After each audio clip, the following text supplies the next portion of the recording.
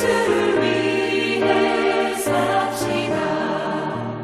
날마다 주를 섬기며 언제나 주를 기리고 그 사랑 안에 살면서 딴 길로 가지 맙시다. 이 세상 사는 동안에 주 이름 전파하면서 무한한 복락 주시는 예수를 위해 삽시다. 날마다 주를 섬기며 언제나 주를 기리고 그 사랑 안에 살면서 딴 길로 가지 맙시다.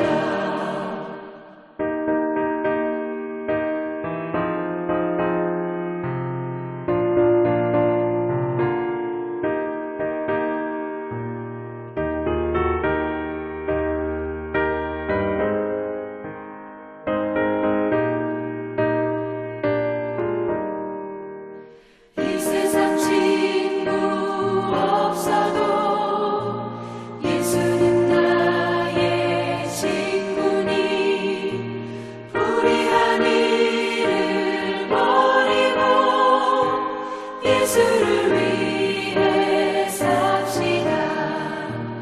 날마다 주를 섬기며 언제나 주를 기리고 그 사랑 안에 살면서 딴 길로 가지 맙시다. 주께서 심판하실 때 잘했다 칭찬하리니 이러한 상급 받도록 예수를 위해 삽시다.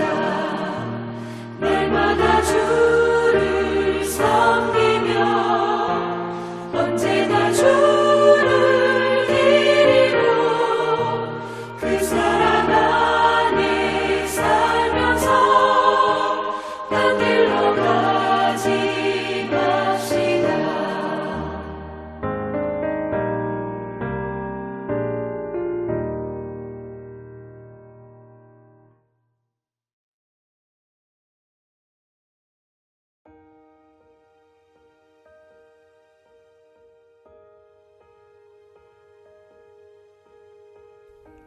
여호와께서 시내산에서 모세와 말씀하실 때 아론과 모세가 낳은 자는 이러하니라. 아론의 아들들의 이름은 이러하니 장자는 나답이요 다음은 아비후와 엘르아살과 이다말이니 이는 아론의 아들들의 이름이며 그들은 기름 부음을 받고 거룩하게 구별되어 제사장 직분을 위임받은 제사장들이라. 나답과 아비후는 시내 광야에서 여호와 앞에 다른 불을 들이다가 여호와 앞에서 죽어 자식이 없었으며 엘르아살과 이다말이 그의 아버지 아론 앞에서 제사장의 직분을 행하였더라. 여호와께서 또 모세에게 말씀하여 이르시되 레위 지파는 나아가 제사장 아론 앞에 서서 그에게 시종하게 하라. 그들이 회막 앞에서 아론의 직무와 온 회중의 직무를 위하여 회막에서 심호하되 곧 회막의 모든 기구를 맡아 지키며 이스라엘 자손의 직무를 위하여 성막에서 심호할지니 너는 레인을 아론과 그의 아들들에게 맡기라. 그들은 이스라엘 자손 중에서 아론에게 온전히 맡겨진 자들이니라. 너는 아론과 그의 아들들을 세워 제사장 직무를 행하게 하라. 외인이 가까이 하면 죽임을 당할 것이니라. 여호와께서 모세에게 말씀하여 이르시되 보라, 내가 이스라엘 자손 중에서 레인을 택하여 이스라엘 자손 중에 태를 열어 태어난 모든 자를 대신하게 하였은즉 레위인은 내 것이라. 처음 태어난 자는 다 내 것임은 내가 애굽 땅에서 그 처음 태어난 자를 다 죽이던 날에 이스라엘에 처음 태어난 자는 사람이나 짐승을 다 거룩하게 구별하였음이니 그들은 내 것이 될 것임이니라. 나는 여호와이니라.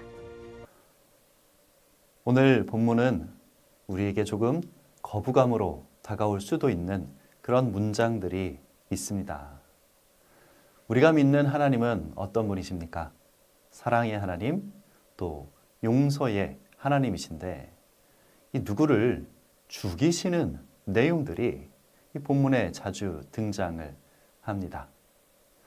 4절을 한번 보시면 분향을 잘못한 나답과 아비후를 죽이신 내용들이 나옵니다. 그리고 또 10절을 보면 외인이 성소에 가까이 오면 죽이라는 명령도 하십니다.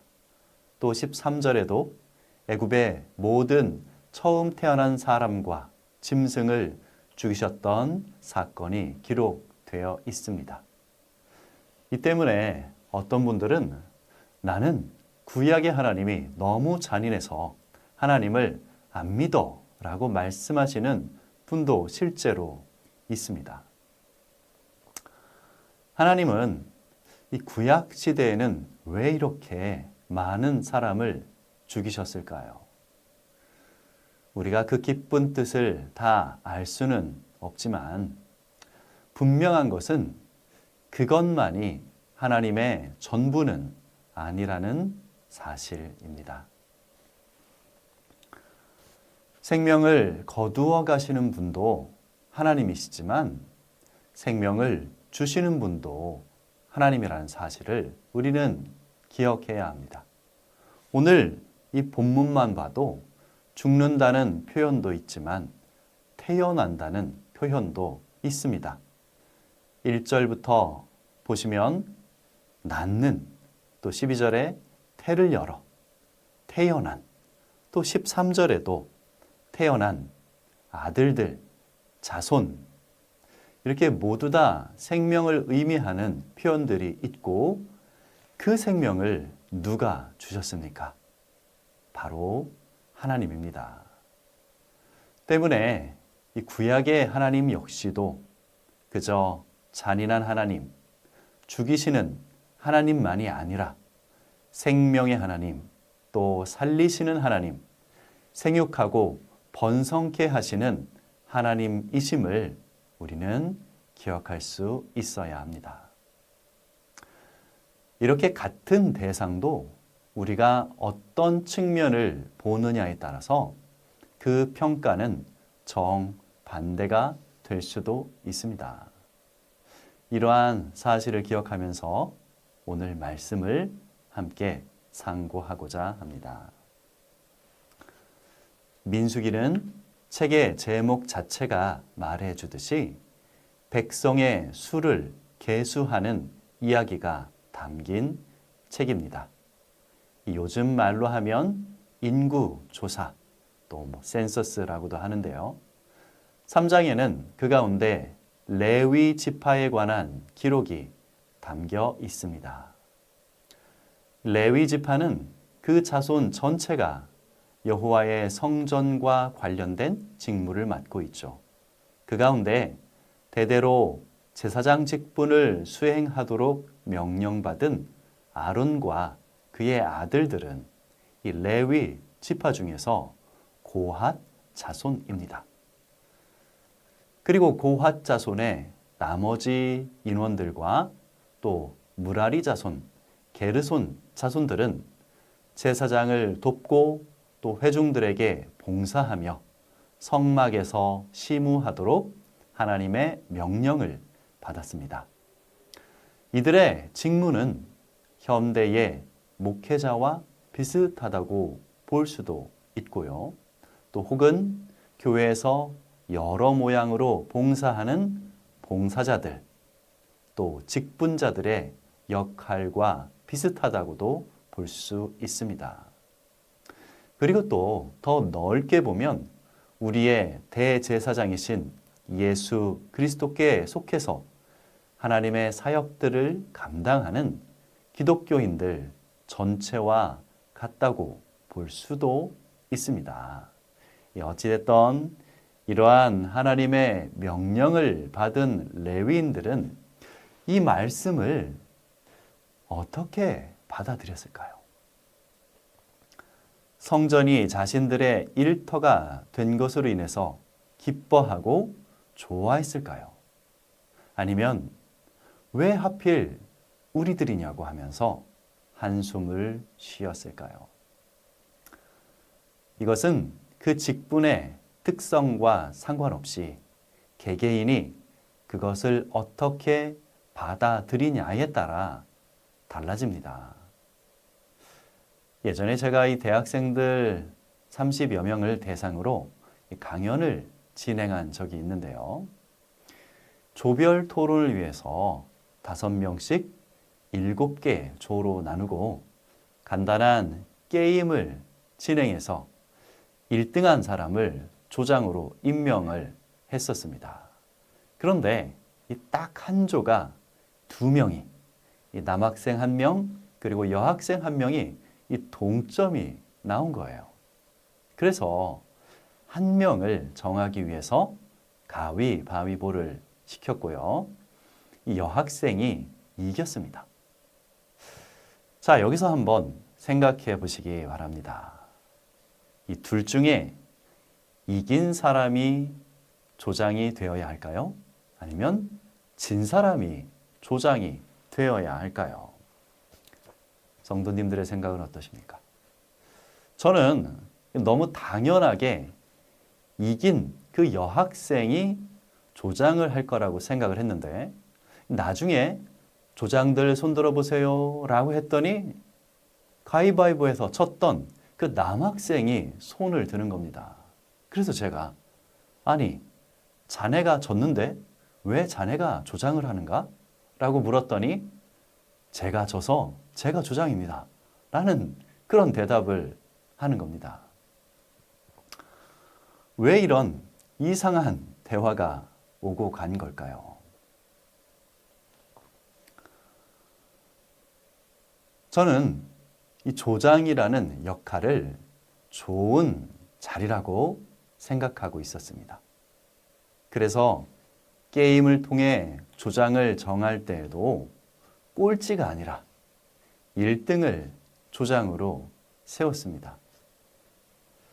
그런데 나중에 가위바위보를 했던 이 2 학생들은 저와는 생각이 달랐어요.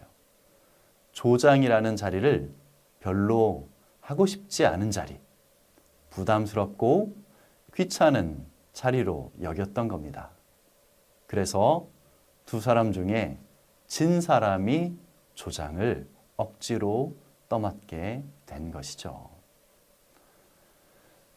자, 이렇게 같은 자리, 같은 역할도 그것을 어떻게 받아들이냐에 따라서 누군가에게는 좋은 자리가 될 수도 있고 또 누군가에게는 울며 겨자 먹기로 어쩔 수 없이 시키니까 하는 그런 자리가 될 수도 있습니다.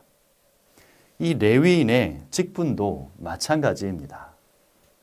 레위인은 다른 지파와는 다르게 제사장에게 속해서 성전 일을 돕도록 대대로 그것을 생업으로 삼아서 살아가도록 명령받은 지파입니다. 가나안 정복 후에 12지파는 제비 뽑기를 통해서 지파별로 또 가족별로 영토를 분배받았습니다. 하지만 레위 지파는 그 12지파에 뿔뿔이 흩어져서 살아야만 했고요. 그리고 30세가 되면 50세까지 성막에서 섬기는 것이 의무였습니다. 자, 이것이 좋은 일일까요? 나쁜 일일까요? 이 상황은 부정적으로 보기 시작하면 정말 한없이 부정적으로만 볼 수 있는 그런 상황입니다. 나는 왜 하필 레위 지파로 태어나서 내 땅 한번 못 가져보고 죽나? 혹은 우리는 왜 다른 지파처럼 모여서 함께 농사도 짓고 또 땀 흘린 만큼 수확하는 기쁨도 누리지 못하고 이산가족처럼 흩어져 살아야 하나? 이 안 좋은 면만 보자면 끝없이 원망하고 또 불평할 수도 있는 그러한 직분이죠. 아마도 이 4절에 기록된 나답과 아비후가 그런 자들이 아니었을까 짐작해 볼 수 있습니다. 제사장이라는 직분이 이들에게는 그리 즐거운 일이 아니었던 것 같습니다. 그러니까 하나님의 말씀을 이렇게 가볍게 여겨서 정해진 불이 아닌 다른 불을 담아 분향을 했겠죠. 그 때문에 이들은 여호와께 죽임을 당했습니다. 자, 이렇게 잘못하면 죽을 수도 있는 무서운 직분인데 이 레위 지파로 살아간다는 것은 정말 좋을 게 하나도 없는 그러한 삶일까요?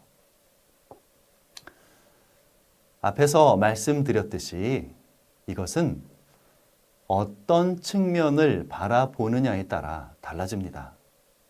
하나님께서 레위 지파에게 맡겨주신 직분이 누군가에게는 축복이고 기쁨이 될 수도 있습니다.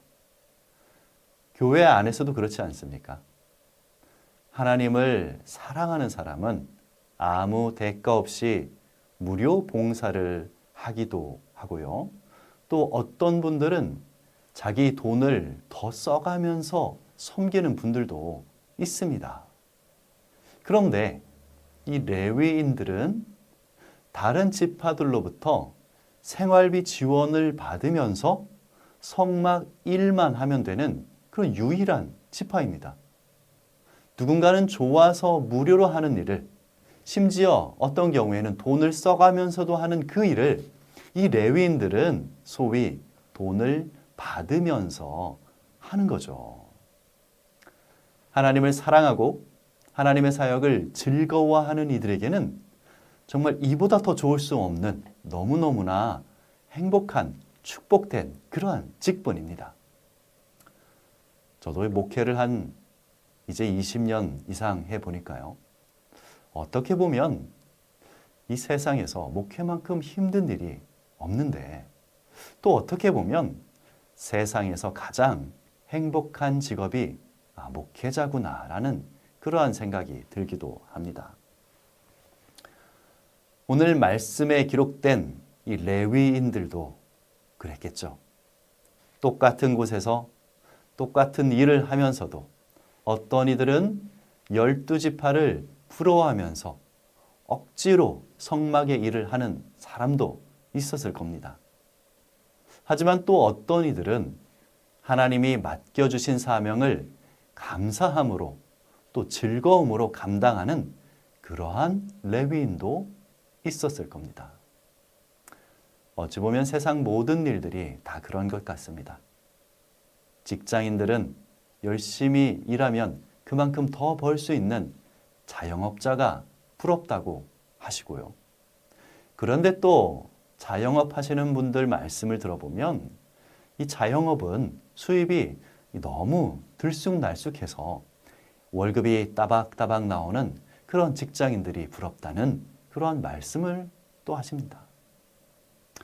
물론 간혹 어떤 일은 누구에게나 힘들고 어려운 정말 절대적으로 안 좋은 그러한 일도 있기는 합니다만 대부분의 경우 내가 얼마나 즐겁고 행복하게 그 일을 할 수 있는가는 내가 어떤 마음으로 또 어떠한 측면을 보면서 그 일을 하느냐에 달려 있는 것 같습니다.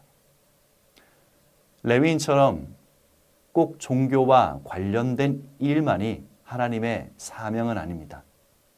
회사원도 자영업도 혹은 공무원도 다 하나님이 각자 각자에게 맡겨주신 그러한 직분들입니다. 또 가정에서 엄마라는 것도 아빠라는 것도 다 하나님이 주신 직분입니다. 교회에서도 목회자만이 하나님의 사명을 받은 사람이 아닙니다. 장로도 권사도 집사도 그리고 성가대도 교사도 안내나 교통봉사, 주방봉사 등 모든 일들이 다 하나님이 허락하시고 맡겨주신 귀한 자리입니다. 무슨 일을 하면 나에게 기쁨을 줄 수 있을까? 내가 행복할 수 있을까?